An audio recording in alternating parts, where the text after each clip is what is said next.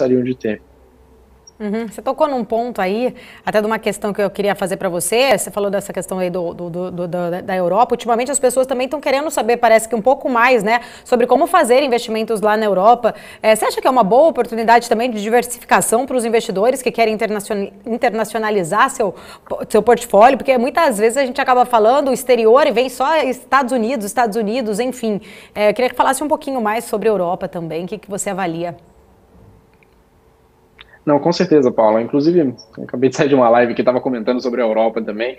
A gente já vem conversando, eu, o Will, né, estrategista-chefe, e o Zanin, que é o outro estrategista, a gente já estava conversando sobre um pouco sobre a Europa, porque muitas vezes, né, quando as pessoas, né, elas procuram a gente e vão internacionalizar, acaba ficando aquelas marcas que já são americanas, né? Você fica ali em Apple, você fica em Amazon, você fica em Google, você fica em Microsoft, né? E algumas outras empresas que são americanas, a própria Tesla em si e tudo mais. Só que existe um mar de opções, né, quando você acessa o mercado americano. Nas bolsas americanas, você não tem só as empresas americanas em si, você tem as europeias, você tem as chinesas, você tem canadenses, você tem até companhias brasileiras negociando, né, nas bolsas americanas. Então você tem ali um cardápio muito cheio para você explorar. E a gente quis chamar a atenção da Europa, né? A gente teve, obviamente, essa notícia da AstraZeneca, vocês estavam até comentando aí antes, né?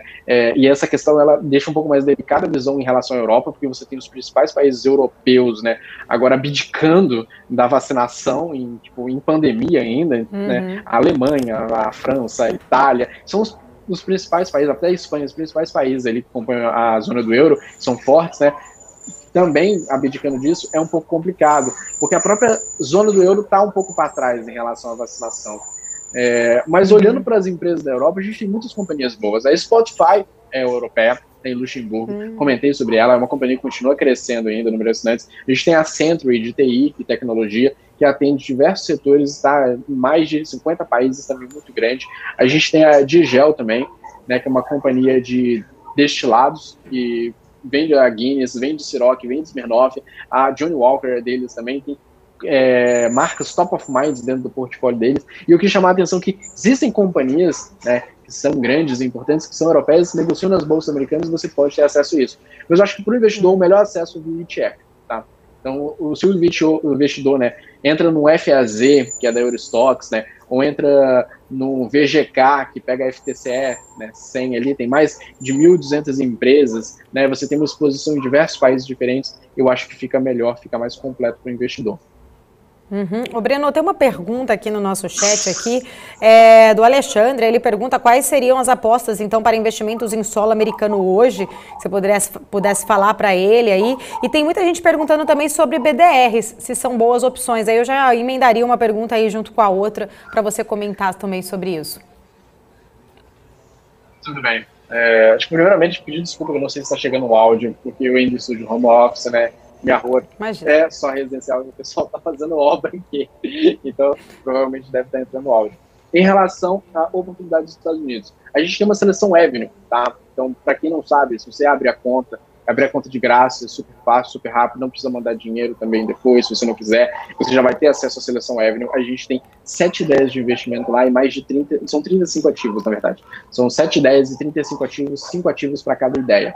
E a gente continua vendo muitas oportunidades dos Estados Unidos, principalmente a parte de varejo, parte de e-commerce. Então, a Target, né, TGT e o código dela, eu continuo achando uma empresa bem interessante para dar uma estudada. Apresentou um resultado muito forte agora nesse último trimestre, não só por conta da aceleração do e-commerce, mas porque ela foi considerada uma varejista essencial por vender medicamento e alimentos, além de roupas, acessórios, eletroeletrônicos. Já fizeram virada de chave, então, coleta de calçada, né? A delivery, inclusive, eles estão fazendo delivery, porque eles têm uma outra subsidiária, que é a Shiptree ali dentro deles. Então, essa parte de e-commerce, e não só a Target, a Lowe's também fez um trabalho muito bom, que é a parte de decoração para casa. Né? A gente tem Walmart também, a gente tem a Amazon também, né? Estavam até comentando aí agora o time da Amazon em relação a ela. Parte de e-commerce eu acho muito interessante. Parte de games eu continuo vendo muito interessante também. Então, Take-Two, Activision Blizzard, a Sea Limited, a Bilibili, né? Essas duas últimas que eu comentei agora são asiáticas, inclusive, mas negociam nas bolsas americanas.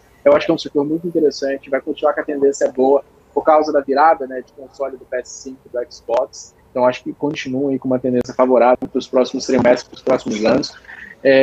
E a parte também, né, pega essa parte de ações europeias, acho que vale a pena olhar para fora dos Estados Unidos, né? Você olhar para a Ásia, você olhar para a Europa, tem boas oportunidades, tem companhias que são interessantes, né? Spotify está aí entrando mais forte em podcast, tentando se diferenciar, né, de Deezer, de Apple Music, de Amazon Music com os podcasts. Então, vale chamar atenção para ela também, né? E eu acho que o setor de telecomunicações, aí a gente vai entrar no 5G daqui a pouco com mais força. Então, olhar para Verizon, AT&T, T-Mobile, né, a American Towers, que faz parte de infraestrutura, olhar para essa parte mais de 5G com carinho também, que a gente vai entrar também daqui a pouco nesse período com mais força. Tá certo. Breno, o pessoal aqui no chat... você tinha comentado também, né? Ah, é BDRs. Ah, verdade. Fala, pode falar. Você tinha comentado BDR. BDR, só fazer um adendo rapidinho, né? Tá. Em relação a investir diretamente, né, ou BDR, eles têm vários empecilhos em questão de diversificação, né, de número de opções que você tem.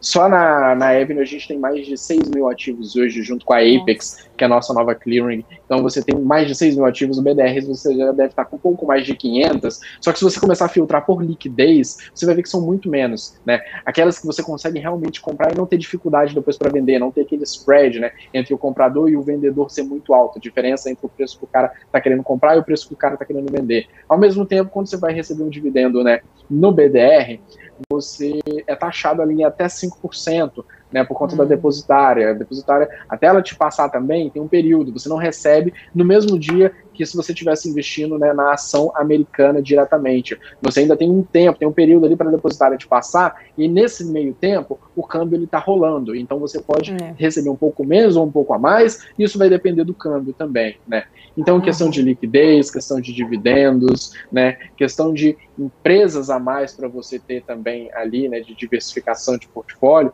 para você acessar muitas empresas, né, europeias ou asiáticas, você vai ter muito mais, né, na parte americana diretamente. E os próprios ETFs. A gente ainda é muito aquém em questão de ETF, e eu acho que o ETF ele é um ótimo veículo para o investidor quando ele está começando a investir ali, então ele tem uma diversificação muito mais ampla via ETF, e a gente está com muito poucos ETFs ainda no Brasil.